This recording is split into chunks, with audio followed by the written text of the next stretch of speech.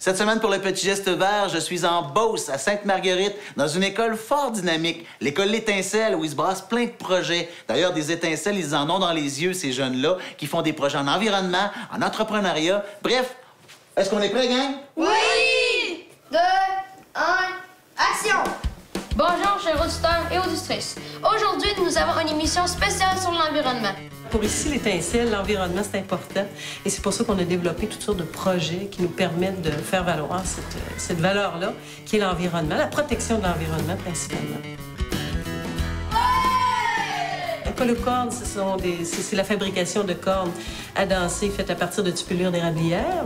Et Colovent, ça nous a permis en 2006 de mettre notre radio Étincelle à l'énergie solaire et à l'énergie éolienne.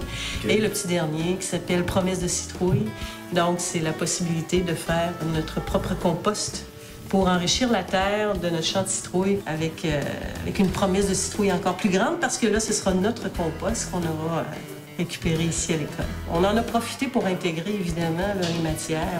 On fait du français, on fait des maths, on essaie de voir comment un projet rassembleur peut être au service de nos compétences. La citrouille fait partie de la famille des cucurbitacées, tout comme les courges. Pour partir de notre projet d'observation et de recherche, nous nous sommes demandé comment une graine peut donner un fruit. On a découvert qu'il y avait différentes sortes de fleurs, des fleurs mâles et femelles. On savait pas ça, c'était vraiment nouveau.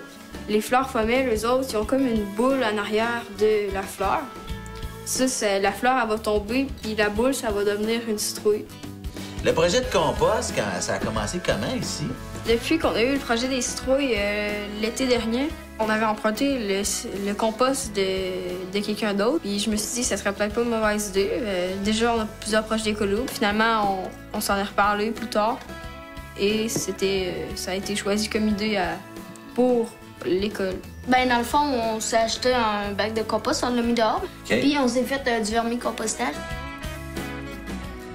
Quoi ça sert, le compost, quand tu appliques ça au pied d'une plante? Bien, ça sert premièrement à lui donner plus de vitamines, mais aussi ce que ça va avoir comme effet, c'est qu'elle va pousser plus vite, elle va avoir des couleurs plus vives, elle va être sûrement plus grosse aussi.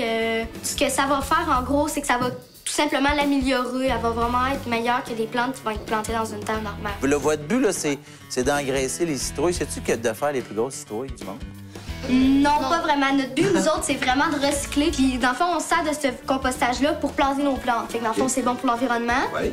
Puis aussi, on s'était parlé que si on avait vraiment une bonne grosse quantité, qu'on pourrait peut-être en vendre aussi. Ah, là, les entrepreneurs ressortent en vous.